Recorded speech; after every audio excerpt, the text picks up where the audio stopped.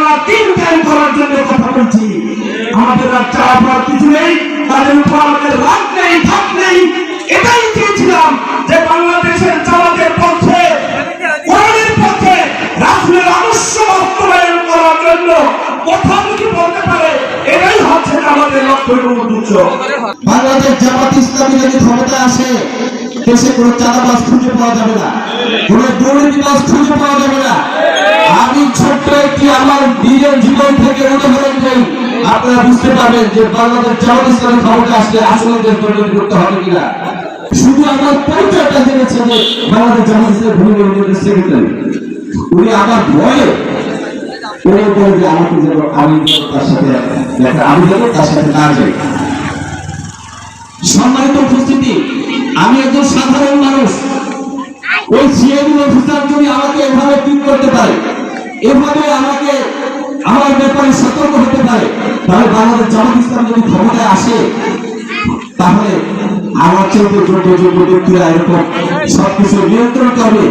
কেউ সাহস করবে না দুর্নীতি করতে, কেউ সাহসই করবে না চাঁদাবাজি করতে, কেউ সাহস করবে না জবরদখল করতে। জামাত ইসলামী যদি রাষ্ট্রীয় ক্ষমতা, আপনারা যদি জামাত ইসলামীকে রাষ্ট্রীয় ক্ষমতা বসান, এক নম্বরে দেশে কোন যুবক বেকার রাস্তা হাঁটতে পারবে না ইনশাআল্লাহ।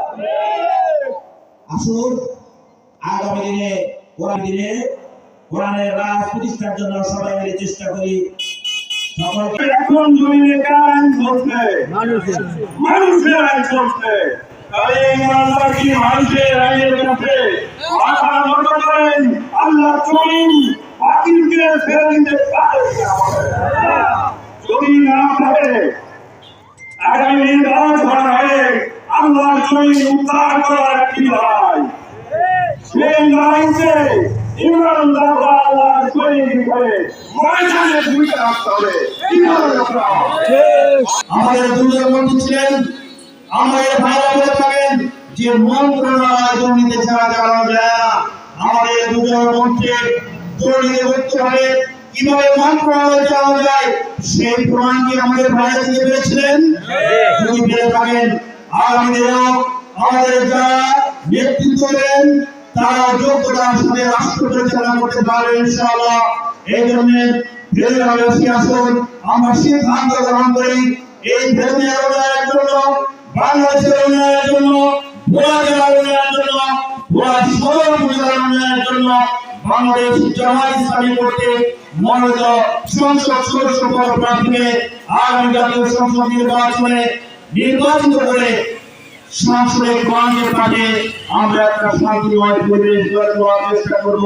কোরআনের আইন যদি প্রতিষ্ঠা হয়ে যায়, কল্যাণমূলক রাষ্ট্র যদি প্রতিষ্ঠা হয়ে যায়, ইনশাআল্লাহ সমস্ত লোকজন একমত যে দেশে বাংলাদেশে আর কোনো গরিবি থাকবে না, 5 বছর কোনো অভাব থাকবে না।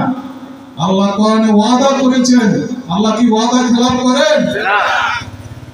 আল্লাহ ওয়াদা করেছেন, আল্লাহ ওয়ান্না আলাল কুরআন আমানু ওয়াত্তাকাল্লাহ ফাতাহনা আলাইহিম বারাকাতুম মিনাস সামাই ওয়াল আরদ। যদি কোন দেশের লোকজন ঈমানওয়ালা মুত্তাকি হয়ে যায়, আমার আইন যদি রাষ্ট্রে প্রতিষ্ঠা করে, তাহলে আমি আল্লাহ অবশ্যই আসমান এবং জমিনের সমস্ত রিজিকের দরজা খুলে দেব। এটা কার ওয়াদা? যদি আল্লাহ সমস্ত রিজিকের দরজা খুলে দেয়, আমাদের কোনো অভাব থাকবে? আমাদের কোনো অভাব থাকবে না। ইসলামের সব কিছু, ইসলামের আইন বাস্তবায়নে গেলে আমাদের টাকা পয়সা সব কিছু ইনশাআল্লাহ কোনো অভাব থাকবে না।